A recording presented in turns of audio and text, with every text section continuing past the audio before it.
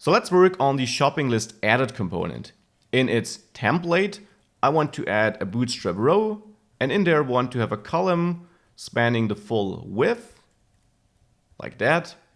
And in there, I'll add a form element. Now important, remove the action because we're not going to send a request to the server once this is submitted.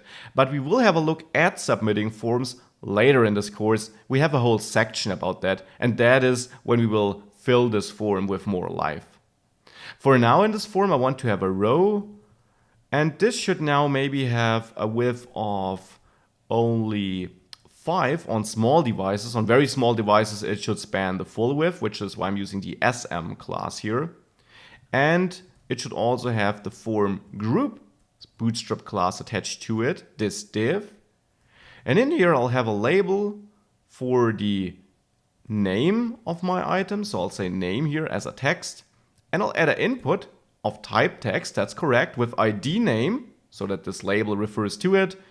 And then here, this should receive the class form control to make it look nice in Bootstrap's world. Next to it, and that is why I chose to not give this column the full width, I want to have another div with a width of, let's say, 2, because it's going to be a very small input. Then also the form group div, or a class here. And in there another label for the amount, so let's say amount here.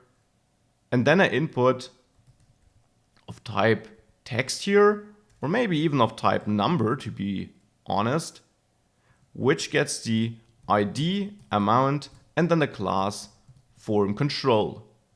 So that should give us the inputs the user will later use to add new ingredients. Below my inputs here, I'll add another row, which will now span the full width. And here I want to have a couple of buttons which allow me to manage this item creation or editing process. The first button I'll add here with the style of button success to make it look green in Bootstrap's world will be of type submit, because this button should actually submit the form later, and I will say add there because it allows us to add a new item. The second button will be of type button because it should not submit the form.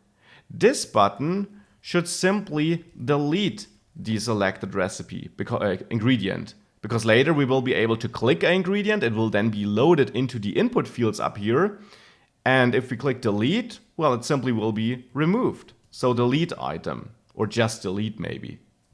And then the last one, which allows us to clear the form. If we loaded the item, we wanted to add it, and then decided to not do that, I want to have a button which allows me to clear the form. So here I will maybe make this blue with button primary. If we save this, this is actually how I want this form to look. We have an input field for the amount, for the name, and our buttons which later will be filled with some life so that we can manage this ingredient.